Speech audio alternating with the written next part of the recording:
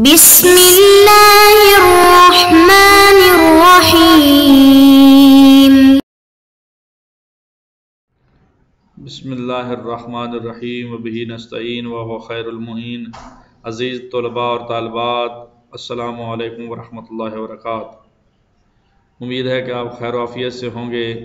مقاصد کا حصہ چہارم ہم پڑھ رہے ہیں اور سبق نمبر 12 ہم نے پڑھ لیا۔ 12 کا خلاصہ یہ ہے، سبق نمبر 12 میں یہ بیان کیا گیا تھا کہ علامہ نے جو مختلف علم میں نظریہ پیش کیا تھا، بیان کیا تھا، قول بیان کیا تھا کہ اوفو بالعقود کا معنی یہ ہے کہ عقد اگر لازم ہے تو اس کے مطابق عمل کرنا، اگر جائز ہے تو اس کے مطابق عمل کرنا، جبکہ شیخنا نے اس کو ضعیف قرار دیا تھا کہ نہیں، یہ عقد کا تقاضا نہیں ہے بلکہ یہ تو حکم شرعی ہے، حکم شرعیہ کا تقاضا یہ ہے کہ عقد لازم ہو یا جائز ہو۔ اور اس کو ایک اور معنی کے ساتھ انہوں نے نعم کے ذریعے بیان کیا تھا کہ ہاں، اگر حکم شرعی سے وہ لزوم اور جواز کو ثابت کر کے لزوم کے مساوی قرار دیں تو پھر جو ہے وہ جائز ہو سکتا ہے، معنی ٹھیک ہو سکتا ہے۔ البتہ اس کے بعد یہ قول جو ابھی ہم سبق نمبر 113 میں پڑھیں گے کہ وَأَضْعَفُ مِنْ ذَلِكَ، اس سے بھی ضعیف ترین بات یہ ہے۔ اس کو ہم آج کے اس سبق میں انشاءاللہ پڑھیں گے۔ اگلی سلائیڈ میں آئیں شروع کرتے ہیں۔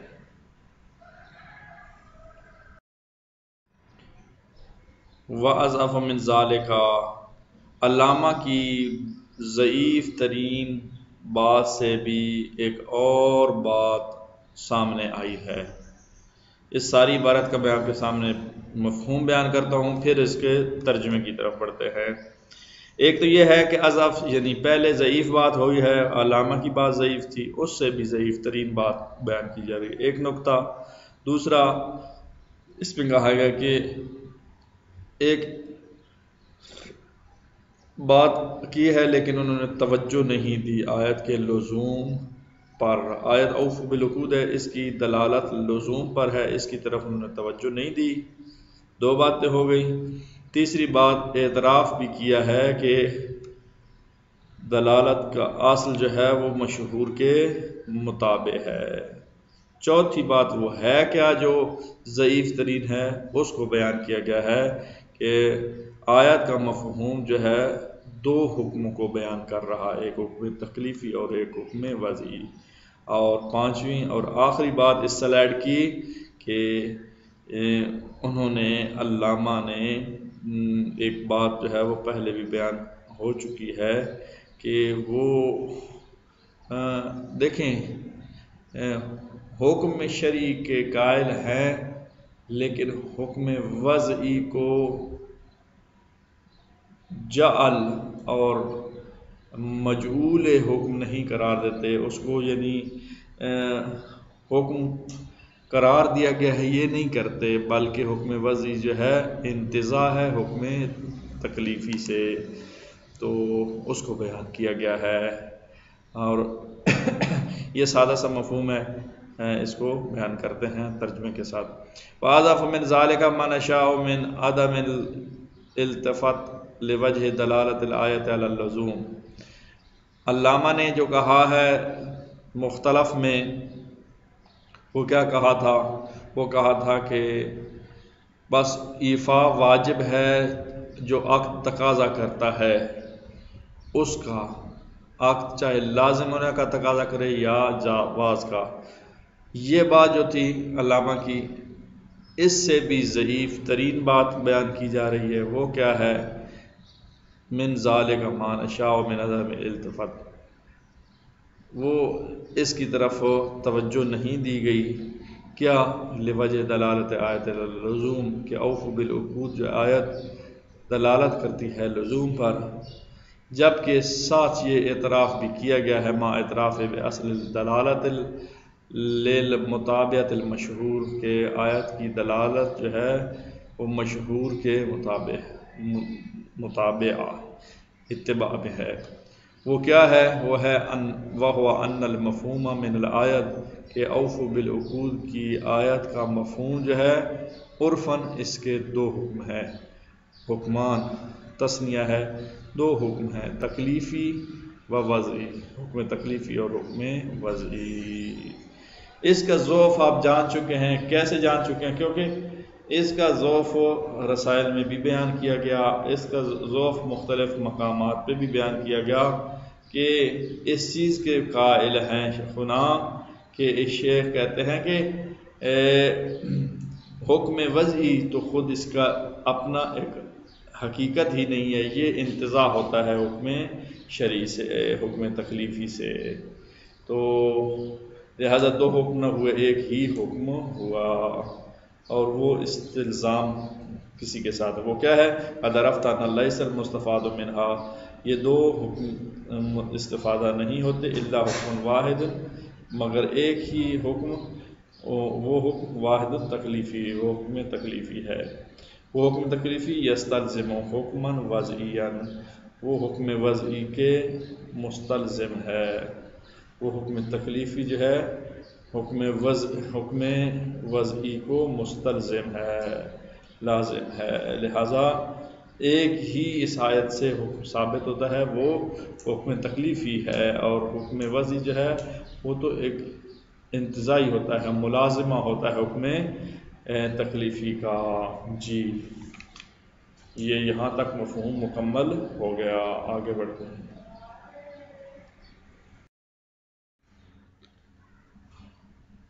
وَمِن ذَلِكَ يَظْهَرُ لَكَ الْوَجْهُ، اس عبارت کا میں پہلے مفہوم بیان کر دیتا ہوں۔ نمبر 1، وَمِن ذَلِكَ يَظْهَرُ، اس سے ظاہر ہے، اس کس سے ظاہر ہے؟ یہ پیچھے اسباق میں ہم گزشتہ اسباق سے ایک آیت اس میں موجود استدلال کو پیش کر رہے تھے، اوفو بالعقود، کہ اوفو ایفا واجب ہے، پھر عقد کے اوپر گفتگو کی، یہ سارا نتیجہ ہم نے یہ نکالا تھا کہ لزوم ہے لیکن حکم تکلیفی کے لزوم کے معنی میں، عقد لازم ہے لیکن حکم تکلیفی کے معنی میں۔ بس اوفو بالعقود سے یہ ظاہر ہے، اور اس آیت مجیدہ دوسری احل اللہ البیع، اس آیت مجیدہ سے بھی ظاہر ہے، کیا؟ علی اللزوم، لزوم ظاہر ہے۔ وہ کیسے؟ نمبر 3، فإن حلیت البیع، بیع حلال ہے، اس کا معنی ہے تو اس کے تمام تصرفات حلال ہیں، اس کے اوپر اثر ہونے والے مرتب ہونے والے اثرات وہ حلال ہیں۔ یعنی کیا؟ مثلا کوئی چیز کسی نے فروخت کی ہے، کتاب علی نے خریدی اور زید نے فروخت کی، تو اب علی نے جو خریدی ہے کتاب، اس میں سارے تصرفات وہ کر سکتا ہے، مثلا کتاب کو پڑھ سکتا ہے، مثلا کتاب کو بیچ آگے سکتا ہے، مثلا کتاب کی جلد بنوا سکتا ہے، جلد ٹھیک کروا سکتا ہے، کسی کو گفٹ کر سکتا ہے، جبکہ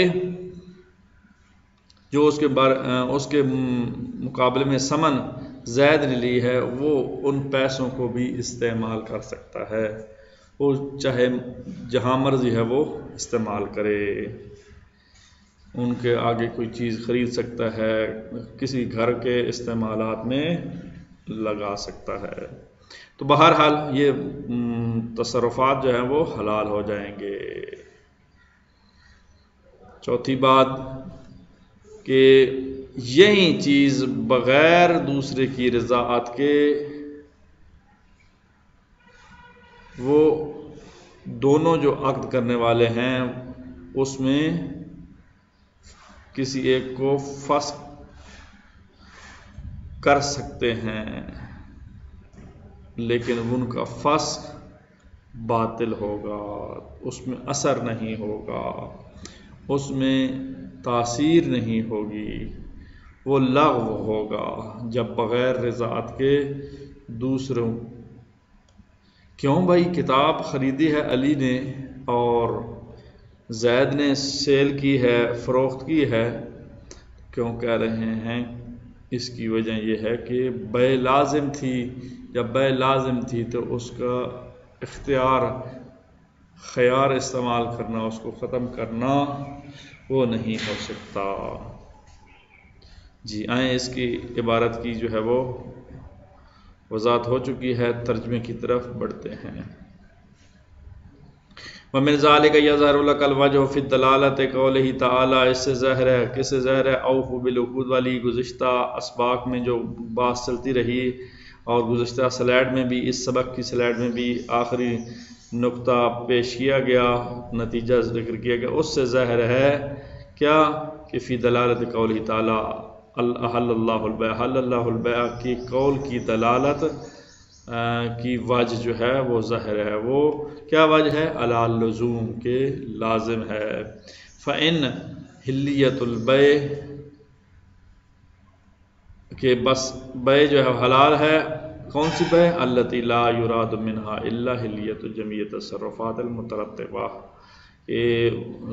وہ تمام کے تمام تصرفات حلال ہیں جو اس کے اثر اور اس کے اوپر مترتب ہوتے ہیں. التی منہا ما یقع بعد فسخ عہد المتباعین بغیر رضاء الآخر، اور اگر دو بائع اور مشتری میں سے کوئی ایک فسخ کر دے بغیر دوسری کے خوشنودی اور رضا کے، دوسری کی مرضی کے علاوہ، تو پھر کیا ہوگا؟ لعدم تاثیر، پھر اس میں اثر نہیں ہوگا اس فسخ میں. وَكَوْنُهُ لَغْوًا غیر مؤثر، یہ غیر مؤثر ہو جائے گی، یہ اثر نہیں کرے گی. کیوں نہیں کرے گی؟ اس کی وجہ یہ ہے کیونکہ ہم ثابت کر چکے ہیں کہ حل اللہ البیع لزوم پر دلالت کرتی ہے. جب لزوم پر دلالت کرتی ہے تو اس میں ایک کا فسخ استعمال کرنا، خیار فسخ کا استعمال کرنا، وہ مؤثر ثابت نہیں ہو سکتا. مثلا جو میں نے مثال پیش کی ہے اس میں علی نے کتاب جو ہے وہ خریدی ہے. اب جب خرید لی ہے تو بیع لازم ہو گئی ہے. بس ثمن جو ہے وہ زید کے پاس چلی گئی ہے اور مبیع جو ہے وہ علی کے پاس آ گئی ہے. اب یہ زید جس نے ثمن لی تھی یہ کہے کہ میں فسخ کرتا ہوں، میں نے مثلا مثال کے طور پر کتاب کی قیمت کم لگائی تھی، اب تو زیادہ ہو چکی ہے، مجھے پتہ چل گیا ہے. یہ نہیں کر سکتا. یا ثمن میں کوئی پیسوں میں کوئی دو نمبری آ گئی ہو، یعنی کوئی نوٹ خراب نکلا ہو، کوئی چیز جو ہے وہ ثمن میں خراب آ گئی ہو، یہ جو ہے وہ نہیں ہو سکتا کہ اب جو ہے وہ کرے. ہاں اسی طرح بغیر رضا کے علی بھی واپس نہیں کر سکتا کتاب کو کہ میں نے جو کتاب تو دیکھی تو اندر سے مس پرنٹنگ تھی فرض کریں، یا کوئی اور مسئلہ نکل آیا ہے کتاب میں، اب میں اس معاملے کو فسخ کرتا ہوں، تو یہ فسخ جو ہے وہ نہیں ہوگا. اس سے پتہ چلتا ہے کہ یہ چیز جو ہے وہ لازم ہے. جب لازم ہے تو اس پہ عمل کرنا واجب ہے. اور ہم نے کہا تھا گزشتہ سبق میں کہ یہ عقد تقاضا کرتا ہے کہ بیع لازم ہے. اس کا مطلب یہ ہے کہ عقد کے تقاضے کے مطابق ایفا واجب ہے. اس کے مطابق یہ ہے کہ اس کا مقتضائے عقد کے خلاف جانا حرام ہے. جب یہ چیزیں جو ہے وہ کنفرم ہیں تو پھر اس بیع کو لازم قرار دیتے ہوئے اس میں خیار استعمال نہیں کیے جا سکتے. جب خیار استعمال کریں گے تو ظاہر ہے اس لازم کو ٹھیس پہنچے گی اور لازم کو ہم ٹھیس نہیں پہنچائیں گے. کیوں؟ کیونکہ استدلال دلیلیں جو ہیں اوفوا بالعقود بھی اور احل اللہ البیع بھی اس کے لازم ہونے پر دلالت کر رہی ہیں.